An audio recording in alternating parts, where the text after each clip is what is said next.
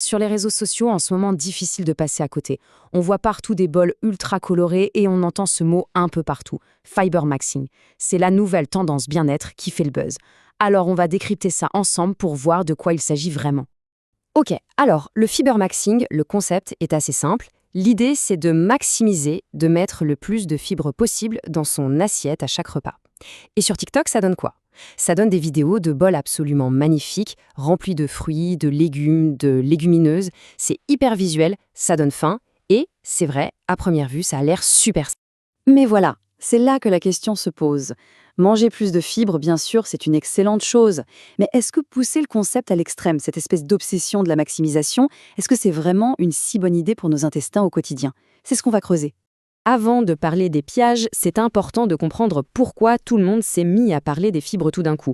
Parce qu'il faut le dire, la tendance ne sort pas de nulle part, elle repose sur des bases scientifiques plutôt solides. Alors, pourquoi cet engouement? Eh bien, les fibres sont de véritables alliés pour le corps. D'abord, elles nourrissent les bonnes bactéries de notre intestin, ce qui aide à avoir un transit plus régulier et à se sentir plus léger. Ensuite, elles aident à se sentir rassasié plus longtemps après un repas. Et en plus, elles peuvent même avoir un impact positif sur le cholestérol. Bref, que du bon. Et la super bonne nouvelle, c'est qu'il n'y a pas besoin de préparer des bols dignes d'Instagram pour en profiter. En fait, nos plats traditionnels sont souvent déjà des champions en la matière. Prenons un exemple. Un seul bol de harira, avec ses pois chiches et ses lentilles, peut fournir presque la moitié des apports recommandés pour la journée. Ce sont des gestes simples en cuisine qui font toute la différence. Bon, maintenant, passons à la pratique. Oublions le maxing pendant une seconde et regardons les recommandations. De combien de fibres a-t-on réellement besoin chaque jour? Pour un adulte, l'idéal se situe autour de 25 à 30 grammes par jour. Ça peut paraître beaucoup dit comme ça, mais en réalité, c'est un objectif tout à fait atteignable avec une alimentation simple et équilibrée. Et en fait, c'est beaucoup plus simple qu'on ne l'imagine.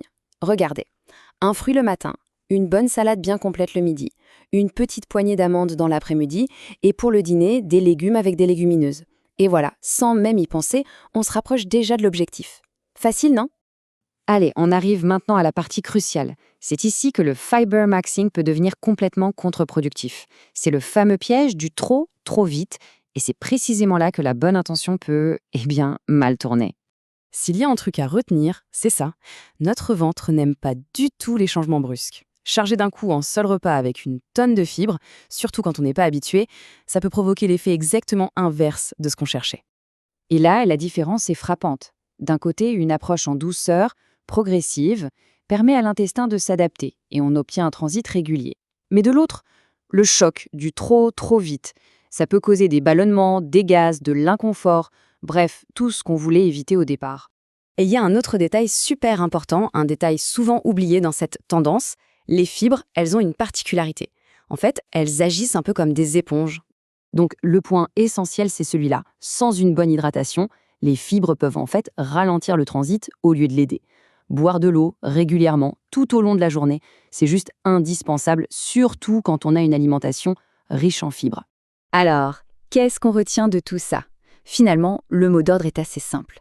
Il est bien plus intelligent de viser l'équilibre et une approche qui tient sur la durée, plutôt que de suivre aveuglement le dernier buzz des réseaux. La bonne démarche, donc, c'est la progressivité. On ajoute un aliment riche en fibres par-ci, un autre par-là, on laisse le temps encore de s'habituer et surtout on reste à l'écoute de ses propres sensations. C'est vraiment ça la clé pour que ça se passe bien. Et cette phrase, elle résume parfaitement la philosophie à adopter. En valorisant les aliments qu'on connaît déjà et en respectant le rythme de son corps, les fibres deviennent une véritable alliée pour notre bien-être et pas juste une nouvelle contrainte alimentaire. Finalement, cette tendance du fibermaxing nous rappelle une leçon assez essentielle, qui va bien au-delà de la digestion. Face à la valence de conseils bien-être qu'on voit partout, est-ce que le plus judicieux, finalement, ne serait-il pas tout simplement de viser l'équilibre ?